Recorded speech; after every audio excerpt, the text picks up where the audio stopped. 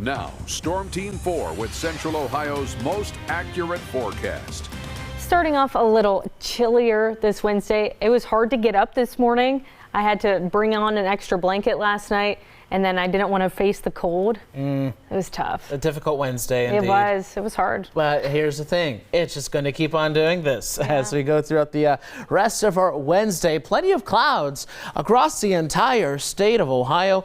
Closer towards the Ohio River, we're a little bit sunnier, but not by too much. Most of the rain that we're tracking right now, live Viper radar, north of the city, closer towards Cleveland and along Lake Erie.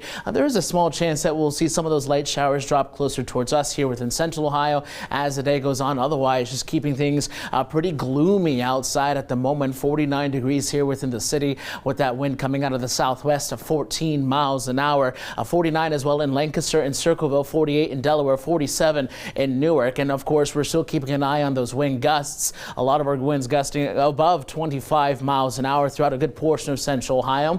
I do expect those to reach up closer towards that 30-mile-an-hour range as we go further into the afternoon before we finally start to see those calming down a little bit later into the evening and through a good portion of the overnight. So playing everything out, we're just going to keep things mainly cloudy. Again, a very small shower chance expected, especially if you're closer towards Knox, Coshocton, and Guernsey counties. But we're not going to see too much as far as any rain here today. Tomorrow, we clear things up a little bit, especially in our southern counties, allowing for a little bit more sunshine. Again, still looking at a very isolated shower chance, but it is very small. Nothing that we're concerned about going forward. And of course, hardly going to see any measurable rainfall with that at all. So topping off at 54 degrees here within the city, which is again about 10 degrees cooler than average for this time of year. Tonight we'll watch our temperatures in Columbus fall down to around 40 degrees and plenty of areas outside of the city closer towards the mid 30s. A little bit of clearing, not too much, and again those winds do die down a little bit. We'll clear things out again just a little bit more for Thursday. Highs still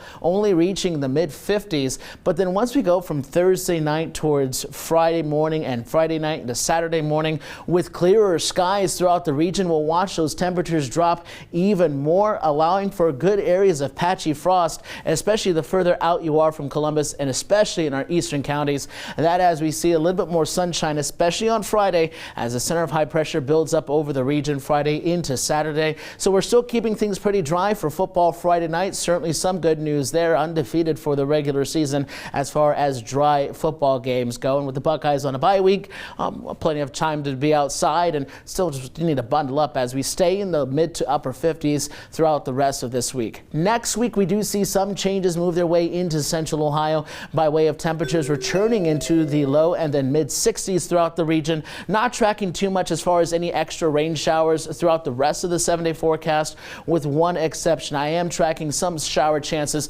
by this upcoming Tuesday across portions of central Ohio. It's not the strongest, and we've been seeing those numbers fluctuate over the last couple of days, but certainly something to keep an eye on. But most importantly, Thursday night into Friday and Friday night into Saturday, because of those areas of patchy frost that are expected, this is what we'll need to make sure we cover up those plants or bring them up in size, as we'll likely see some more frost advisories issued throughout central Ohio. My plants are already doomed. They're already dead, Brian.